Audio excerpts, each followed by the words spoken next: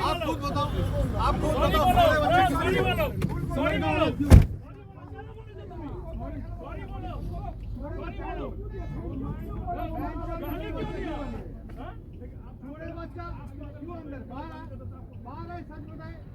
सच बताए कि बोला कि नहीं बोला।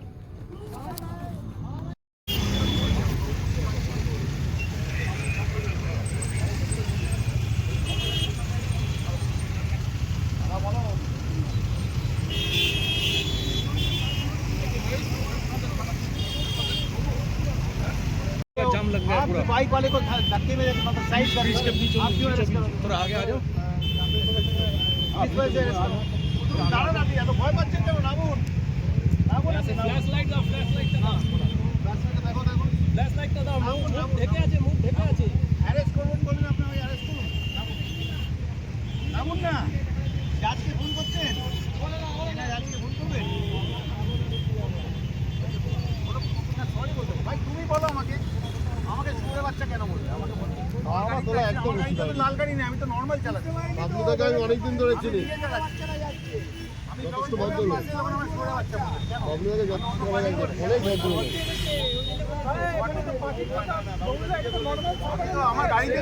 আমার গাড়িতে তো এমএলএ বালিগঞ্জ যেখানে উনি এমপি তমলুক লিখে রেখেছেন।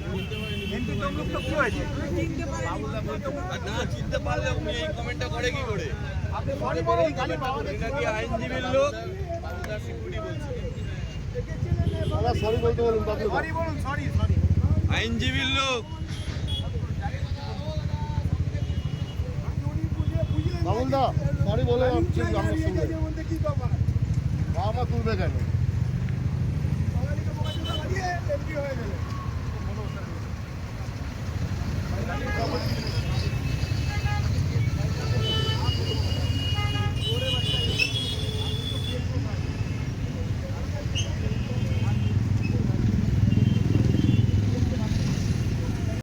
Hello hello. Hello, Abhijit Gangopadhyay বলছেন? হ্যাঁ বলছি। বলছি স্যার, রীতিমতো বেপরোয়া গাড়ির গতি, আপনার বাবুল সুপ্রিয়র সাথে চরম বচসা, ঘটনাটা কি ঘটেছিল একটু জানতে চাই। দেখুন এই বাবুল সুপ্রিয়, ওনার তো গানের জীবন শেষ হয়ে গেছে, এখন উনি গুন্ডার জীবন শুরু করেছেন। হুম। তো দিয়ে আরো যা যা হয় সেরকম হয়তো কাজকর্ম তিনি করতে চেষ্টা করছেন। আরো যে যে প্রাণীর নাম টাম হয়, আমিও সেদিকে যাচ্ছি না। এমনিতেই চামড়াটা গন্ডারের মতো মোটা, বিজেপি থেকে তাড়িয়ে দেওয়া হয়েছে ওনাকে, তারপর উনি পায়ে ধরে তৃণমূলের এমএলএ টেমএলএ হয়েছেন, সেটা কথা নয়। আজকে আমার গাড়ি যখন সেকেন্ড ব্রিজ দিয়ে, হুগলি ব্রিজ দিয়ে হাওড়ার দিকে যাচ্ছিল, তখন আমার সামনে বেশ কিছু গাড়ি খুব স্লো চলছিল, তাদের জন্য হর্ন দেওয়া হয়। এইবার আমি হঠাৎ দেখি একটা গাড়ি পথরোধ করে দাঁড়ালো এবং সেখান থেকে চিৎকার করে আমাকে বলা শুরু হলো যে আপনি হর্ন দেবেন না, হর্ন দেবেন না। তো আমি বুঝতেই পারলাম যে হর্ন কেন দেবো না, গাড়িকে সরে যেতে বললে তো, বলতে হলে তো হর্ন দিতেই হয়। তো তারপর দেখলাম সেখান থেকে নেমে এলেন বাবুল সুপ্রিয়, তার সঙ্গে ৩-৪ জন লোক ছিল। বাবুল সুপ্রিয় সম্পূর্ণ মদ্যপ অবস্থায় ছিলেন। এবং তিনি বেরিয়ে এসে, আমার গাড়ির কাঁচ খোলা ছিল, আমি যেদিকে বসেছিলাম সেদিকের কাঁচ, দুদিকের কাঁচই খোলা ছিল, উনি এসে অশ্রাব্য ভাষায় গালিগালাজ করেন, হাত চালান। তার হাতটা প্রতিরোধ করতে গিয়ে আমার হাতে আমার যে মোবাইলটা ছিল সেটা গাড়ির ভেতর ছিটকে পড়ে, সেটা খানিকটা ক্ষতিগ্রস্ত হয়েছে। ও তারপরে আমার সিকিউরিটিটা গাড়িটাকে ঘিরে ধরে এবং তখন উনি চিৎকার চেঁচামেচি করতে থাকেন যে ওনাকে নাকি আমি গালাগাল করেছি। স্যার, আপনাকে বুড়ো ভাম বলা হচ্ছে। বুড়ো ভাম গাড়ির মধ্যে বসে আছে, বাবুল সুপ্রিয় ট্রেনে নামাতে গেলেন, দেখা যাচ্ছে ফুটেজে। হ্যাঁ হ্যাঁ হ্যাঁ, অভিসূত্র এসবই করছিলেন, মদ্যপ অবস্থায় ছিলেন। তো ওনার ব্রিদিং অ্যানালাইজার দিয়ে টেস্ট করা উচিত ছিল পুলিশের, যাই হোক পুলিশ অত আর করেনি।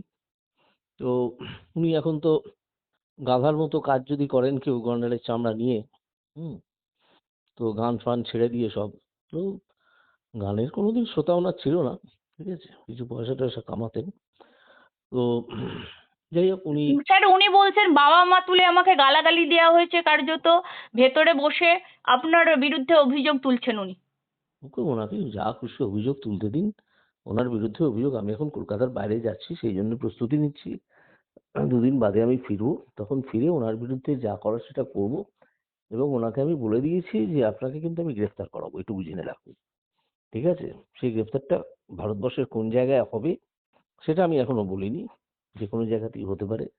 ওনার যে ট্র্যাক রেকর্ড তাতে ওনার গ্রেপ্তার হওয়াটা শুধু সময়ের অপেক্ষা, এবং আজকে তিনি যা ঘটিয়েছেন তার সঙ্গে এগুলো যদি যুক্ত হয় তো উনি গ্রেপ্তার হবেন। সেই গ্রেপ্তার করা হবে বলায় উনি আরও চিৎকার চেঁচামেচি করতে থাকেন, এবং এরকম এবং কিছু লোকজন জড়ো হয়ে যায়, দেখলাম তাদের মধ্যে 2-3 জন রাউডি এলিমেন্ট আছে, তারাও আমাকে বিরাট চিৎকার করে গালাগাল দিতে লাগলো, এবং আরও যেটা বলতে লাগলো সেটা হচ্ছে যে আমি নাকি অনেক লোকের চাকরি খেয়েছি স্কুলের শিক্ষকদের। তো ওরা দেখলাম যে ওদের একটা মানে রাগ ওই আছে। পরিস্থিতিতেই স্যার, মানে ওইখানেই, মানে গাড়ি হ্যাঁ হ্যাঁ থামিয়ে হ্যাঁ এইসব হ্যাঁ হ্যাঁ কথাবার্তা। হ্যাঁ হ্যাঁ হ্যাঁ হ্যাঁ দেখলাম ওদের একটা রাগ আছে আমার ওপর, যেহেতু ওদের ওই ওদের চুরি ধরে ফেলে 2-3-4-5 জন জেলে আছেন এখনো, জামিন টামিন পাননি।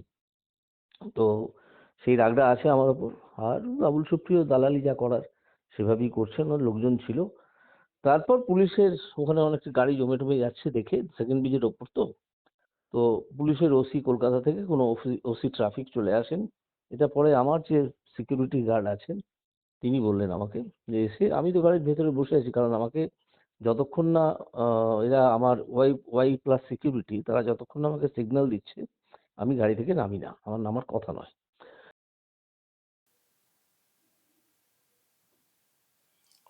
দর্শক দেখলেন এবং শুনলেন প্রাক্তন বিচারপতি অভিজিৎ গঙ্গোপাধ্যায়। উনি যাচ্ছিলেন গাড়িতে করে, ওনার সামনে বাবুল সুপ্রিয়র গাড়ি ছিল, তো হর্ন দেওয়াকে নিয়ে গন্ডগোল। বাবুল সুপ্রিয় গাড়ি থেকে নেমে এসে ওনাকে গাড়ি থেকে বের করার চেষ্টা করেন এবং বলেন ক্ষমা চাইতে হবে। কেন ক্ষমা চাইতে হবে না, আমাকে কেন এইরকম বলা হয়েছে। তবে প্রাক্তন বিচারপতি যে ওই রকম কিছু বলেছেন তার কোনো রেকর্ড বা কিছু শুনতে পাইনি। ফলে বাবুল সুপ্রিয় যে কথাটা বলছেন সেটা আদৌ সত্য কিনা সেটা আমাদের পক্ষে বোঝা সম্ভব না। তো উনি এসে ওই রকম আচরণ করেন এবং প্রাক্তন বিচারপতি বলছেন যে উনি মদ্যপ ছিলেন বলে আমার ধারণা। আর ওখানেও ওই কথা বলা হয়েছে যে চাকরি খেয়েছেন। সুতরাং জ্বালাটা যে কোন জায়গা থেকে সেটা মোটামুটি আন্দাজ করা যায়, এবং এটা একটা হেনস্থা করার একটা প্রক্রিয়া, সেটা পরিষ্কার। কারণ এটা ঠিক যে বাবুল সুপ্রিয় একজন এমএলএ, প্লেইং 11-এ থাকার জন্য দল পরিবর্তন করেছিলেন, কিন্তু এমপি থেকে এমএলএ হয়ে গেছেন, ডাউন নিচের দিকে। তো তার তো বোঝা উচিত যে পেছনে যে গাড়িটা আমি দেখতে পাচ্ছি গাড়িতে লেখা রয়েছে এমপি তমলুক। তো একজন এমপি যখন রয়েছেন গাড়িতে, এত ঔদ্ধত্য দেখানোর কি আছে? মিনিমাম রেসপেক্ট যে জায়গাটা সেটা তো দেওয়া যায়। উনি গাড়িতে বসে শুনে ফেললেন ওনাকে এরকম গালাগাল দেওয়া হয়েছে। একটা গাড়ি পেছনে, গাড়ির কাঁচাটা ওখানে সামনের গাড়ি, গালাগাল দিয়ে দিল, হঠাৎ করে গালাগাল দিয়ে দিলেন এবং তিনি ওটা শুনতেও পেয়ে গেলেন। নাকি এটা একটা অজুহাত হেনস্থা করার জন্য, সিন ক্রিয়েট করার জন্য? এরকম করলে কি দিদিমণি খুব খুশি হবেন? অভিষেক ব্যানার্জি খুব খুশি হবেন? বা যাদের ওই চাকরি খেয়েছেন বা অমক তমক, যাদের রাগ আর কি অভিজিৎ গাঙ্গুলির উপরে, মানে তারা খুশি হবেন? তাদেরকে সব খুশি করার জন্য এটা করেছেন, সিন ক্রিয়েট করেছেন। এরকম করার তো কোনো দরকার ছিল না। গাড়িতে নেমে একজন এমপি তাকে এইরকম করছেন, গাড়ি থেকে নামানোর চেষ্টা করছেন, ধাক্কাধাক্কি করার চেষ্টা করছেন, এরকম তো কোনো দরকার ছিল না। তো এইগুলো করার অর্থ কি? তৃণমূল কংগ্রেসে কি নাম্বার ঠিক উঠছে না? নাম্বার ঠিক পাওয়া যাচ্ছে না? দলে ভিড়েছেন, এটা ঠিক। প্লেইং 11-এ খেলতে গিয়েছিলেন, কার্যত রিজার্ভ বেঞ্চে রয়েছেন। এমএলএ হয়েছেন হয়তো শেষ পর্যন্ত, কি মন্ত্রিত্ব নয় কিছু একটা, কাজে তো কিছু দেখতে পাই না। কোথায় ছিলেন কেন্দ্রীয় মন্ত্রী, আর সেখান থেকে কোথায় ডোবাতে পড়ে গেছেন, পচা ডোবাতে। তো সেই জায়গা থেকে কি ওঠার চেষ্টা করছেন? তা নাহলে আমি তো কোনো কারণ খুঁজে পেলাম না। পেছন থেকে হর্ন দেওয়া হয়েছে, সামনে গাড়ি থাকলে হর্ন দেওয়া যেতেই পারে যদি গাড়ি ধীর গতিতে হয়।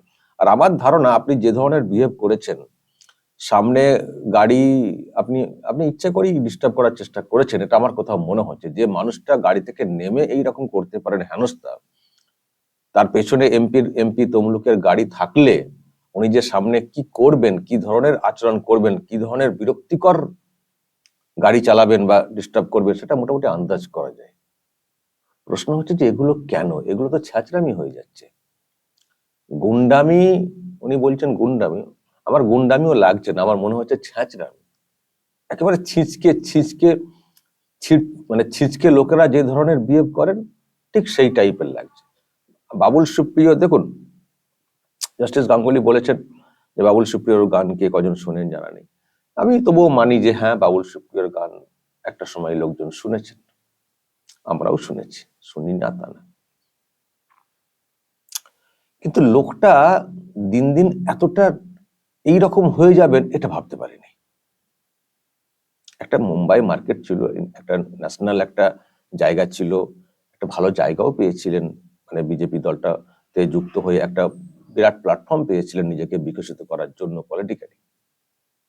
সেই জায়গা থেকে লোকটা হঠাৎ করে তৃণমূল কংগ্রেসে ঢুকে কি ভাবনায়, কি ধান্দায়, কি বোঝাপড়ায় ঢুকেছিলেন আমার জানা নেই, কিন্তু পলিটিক্যাল কোনো উত্থান তো আর হচ্ছে না, নিচের দিকে নেমেছেন।